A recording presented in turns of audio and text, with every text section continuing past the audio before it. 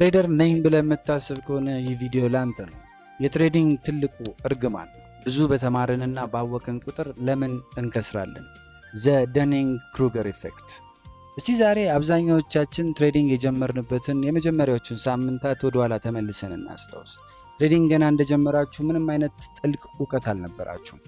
ስለ ስማርት መኒ ኮንሰፕት፣ ስለ ኦርደር ብሎኮች፣ ስለ ሊኩዲቲ አታውቁ። የሰማችሁት ነገር ቢኖር አረንጓዴ ካንድል ሲወጣ ባይ፣ ቀይ ሲመጣ ሽጥ የሚለውን ብቻ ነው። በዚህ ድንቁርና ወይም ኢግኖራንስ ውስጥ ሆነን ትሬድ አደረግንና አስገራሚው ነገር አተረፍን። አዎ፣ በመጀመሪያዎቹ ሳምንታት ገንዘብ ማተም ጀመራችሁ። ዋው፣ ይሄ ነገር እኮ በጣም ቀላል ነው፣ ሰዎች ለምን ያጋንኑታል፣ በቃ ሀብታም ሆንኩ ማለት ነው ብላችሁ አሰባችሁ። የስራ መልቀቂያ ሁላ ሪዛይኔሽን ሌተር ለመጻፍ ሁላ አስባችሁ ነበር። ከዚያም ነገሮች ተቀየሩ።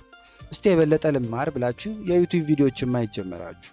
ኮርስ ገዛችሁ። ስለ ቻርት ፓተርኖች፣ ስለ ኢኮኖሚክስ ዜናዎች፣ ስለ ሪስክ ማኔጅመንት ጠንቅቃችሁ ተማራችሁ።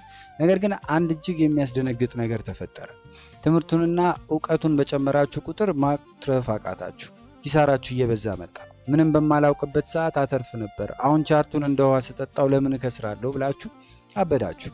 ወዳጆቼ፣ እውነቱን እንነጋገር ከተባለ እናንተ የተለማችሁት ወይም እርግማን የሆነባችሁ በጀማሪዎች እድል ወይም ቢግነርስ ላክ በተባለው አደገኛ የኒውሮባዮሎጂ መርዝ ነው። ዛሬ በዓለም ታዋቂ የሆነውን የዳኒንግ ክሩገር ኢፌክትን የአእምሮ ሳይንስና የእብሪት ተራራ ወይም ማውንት ስቱፒድ ላይ ወጥተን እንዴት ወደ ተስፋ መቁረጥ ሸለቆ እንደምንወድቅ በጥልቅ እንመረምራለን። ይህንን ቪዲዮ ካያችሁ በኋላ የትሬዲንግ ህይወታችሁ ሚስጥር ይፈታላችኋል ብዬ እምነት አለኝ። አብራችሁኝ ቆዩ። የጀማሪዎች እድል እርግማን ወይም the curse of beginners luck ምንድን ነው? ብዙ ሰዎች በትሬዲንግ የመጀመሪያ ቀኔ ባተርፍ ደስ ይለኛል ይላሉ። ሳይንቲስቶች ግን ለአንድ አዲስ ትሬደር ሊደርስበት የሚችለው ከሁሉ የከፋው አደጋ የመጀመሪያ ትሬዱን ማሸነፉ ነው ይላሉ። ለምን ካልን አንድ ሰው ምንም እውቀት ሳይኖረው ገብቶ ሲያሸንፍ አእምሯቸው ውስጥ ከፍተኛ የሆነ የዶፓሚን ፍንዳታ ይፈጠራል። ይህ ዶፓሚን የአእምሮን የሽልማት ማዕከል ወይም ሪዋርድ ሰርኪዩት ፐርማነንት በሆነ መንገድ ይጠልፈዋል ወይም ኢምፕሪንት ያደርገዋል። አእምሯችሁ አንድ የተሳሳተ የሂሳብ ቀመር ይገነባል። ያለምንም ጥረት፣ ያለምንም እውቀት፣ ያለምንም ፕላን ትልቅ ገንዘብ ይገኛል የሚል። አእምሯችሁ ትሬዲንግን እንደ ሙያ ወይም ፕሮፌሽን ሳይሆን እንደ ካዚኖ ቁማር ወይም ስሎት ማሽን መዝግቦ ይዟል ማለት ነው። ይህ የዶፓሚን መርዝ ወደፊት ትክክለኛውን የትሬዲንግ ዲሲፕሊን ለመማር ስትሞክሩ አረቶ መጀመሪያ ሰሞን ዝም ብለን ኮነካክተን አግኝተን የለ እንዴ እያለ ዲሲፕሊናችሁን ይዋጋል። የመጀመሪያው ትርፋችሁ የኋለኛው ውድቀታችሁ ዘር ወይም ሲድ ኦፍ ዲስትራክሽን ይሆናል ማለት ነው። የዳኒንግ ክሩገር ኢፌክትን እስቲ እናወራበት። በ1999 ዓመተ ምህረት እንደ አውሮፓውያን አቆጣጠር ዴቪድ ዳኒንግ እና ጀስቲን ክሩገር የተባሉ ሁለት ሳይንቲስቶች አንድ አስገራሚ የአእምሮ ህግ አገኙ። የሰው ልጅ ስለ አንድ አዲስ ነገር ለምሳሌ ስለ ትሬዲንግ ጥቂት መረጃ ሲያገኝ አእምሮ ሁሉንም ነገር አውቄዋለሁ የሚል የውሸት እብሪት ወይም ኦቨር ኮንፊደንስ ይፈጥርበታል። ይህ በሳይንስ ቻርት ላይ የእብሪት ተራራ ወይም ማውንት ስቱፒድ ይሉታል። ትሬዲንግ በጀመራችሁ በአንደኛው ወር የምታውቁት 1% ብቻ ነው። ነገር ግን የእናንተ በራስ መተማመን ወይም ኮንፊደንስ 100% ላይ ነው።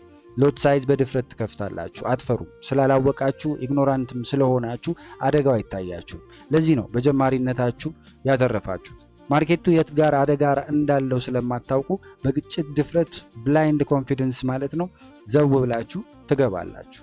ታዲያ ብዙ ባወቅን ቁጥር ለምን እንከስራለን? the valley of despair። ከእብሪት ተራራ በኋላ የሚመጣው ምዕራፍ የተስፋ መቁረጥ ሸለቆ ወይም the valley of despair ይሉታል። አብዛኛዎቻችሁ አሁን ያላችሁት እዚህ ሸለቆ ውስጥ ነው።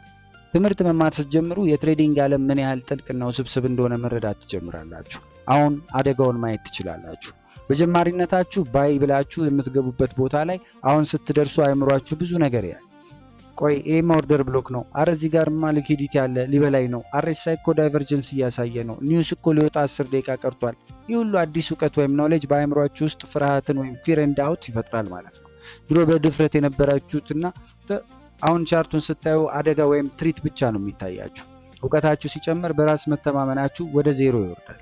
ምንም አላውቅም ለካ ብላችሁ ራሳችሁን ትጠራጠራላችሁ። ትክክለኛ ሴታፕ ሲመጣ ለመግባት ትፈራላችሁ። ከገባችሁ በኋላም በትርፍ ለመውጣት የምታስቡት ትንሽዬ ትርፍ ብቻ አግኝታችሁ ይሆናል። ያከሰራችሁ እውቀታችሁ አይደለም። ያከሰራችሁ እውቀቱ ያመጣባችሁ ፍርሃት ወይም ኦቨር አዌርነስ ነው። ሳይንሳዊ መፍትሄው ታዲያ ምንድን ነው? እስቲ ስለ ብርሃን ዳገት እናውራ። the slope of enlightenment እንግዲህ ካወቀ በኋላ የምንፈራ ከሆነ አለማወቁ አይሻልም ነበር ወይ ትሉ ይሆናል። አይሻልም። የጀማሪዎች እድል መጨረሻው ዜሮ መግባት ነው። ከዚህ የተስፋ መቁረጥ ሸለቆ ወጥተን እውነተኛ አትራፊ ወይም ማስተር ለመሆን የምንወጣው ዳገት የብርሃን ዳገት ወይም the slope of enlightenment ይባላል። ይህንን ዳገት ለመውጣት 3 ህጎች አሉ። የመጀመሪያው የጀማሪውን መርዝ ማጠብ ነው።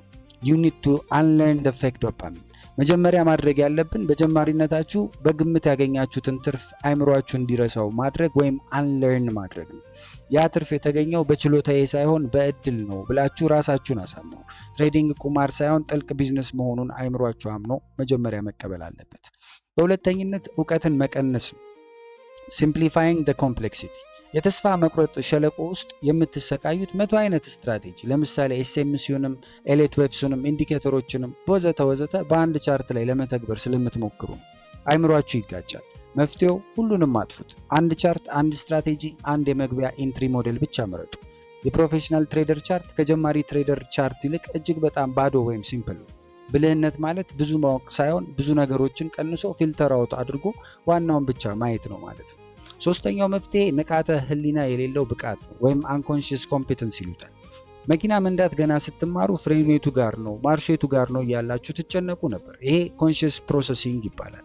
ዛሬ ግን ሳታስቡት ነው የምትነዱት ወይም unconscious processing ነው። በትሬዲንግም ያ ሁሉ የተማራችሁት የኤስኤምሲ እና የሊኩዊዲቲ እውቀት አእምሯችሁ ውስጥ ሰርጾ ሰብኮንሺየስ ውስጥ ገብቶ ራሱን እስከሚያላምደውና እስኪያደላድል ድረስ ጊዜ ይፈልጋል። ፍርሃቱን ታግሳችሁ ፕላናችሁን መተግበር ግን ስትቀጥሉ አእምሯችሁ ጭንቀቱን ይተውና በደመነፍስ ማወቅ ወይም ኢንቱይቲቭ ማስትሪ ደረጃ ላይ ይደርሳል ማለት ነው። እንደማጠቃለያ ዛሬ አንድ ትልቅ እውነት በዚህ ቪዲዮ ይዛችሁ ውጡ። በደንብ ባወቅን ቁጥር ገና ብዙ እንደማናውቅ እንረዳለን። እቺን ፓርት እደግማታለሁ።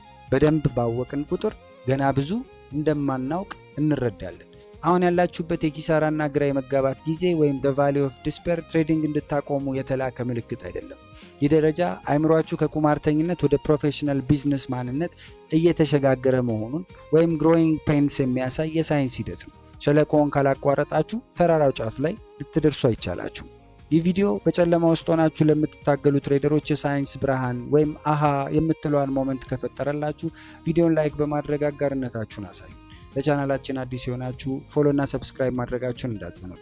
እስቲ በሐቀኝነት ኮሜንት ላይ ንገሩኝና ትሬዲንግ በጀመራችሁበት የመጀመሪያ ሳምንት አትርፋችሁ ታውቃላችሁ? አሁንስ ብዙ ስትማሩ ግራ ገብቷችኋል? የእናንተ የህይወት ጉዞ በነፃነት እስቲ እንወያይ። በተረፈ በእንደዚህ መሰል የሳይኮሎጂ ትምህርቶች ዙሪያ የጻፍኩትን ነጋድራሱ የተሰኘ የመጀመሪያውን አማርኛ የትሬዲንግ መጽሐፍ ቅጽ 1 መጽሐፍ ለገበያ ቀርቧል። ማግኘት በምትችሉባቸው የተለያዩ የሶሻል ሚዲያ ባዮ ሊንኮቻችን ላይ መግዛት የምትችሉ ይሆናል። በሚቀጥለው ቪዲዮ ሌላ አዲስ የትሬዲንግ ሳይኮሎጂ ሚስጥር ይዤላችሁ እስከምመጣ ሸለቆውን አቋርጣችሁ ተጠብቁኝ ዘንድ ለመጠየቅ ወደድኩ። በያላችሁበት ሰላማችሁ ይብዛ። ሰላም።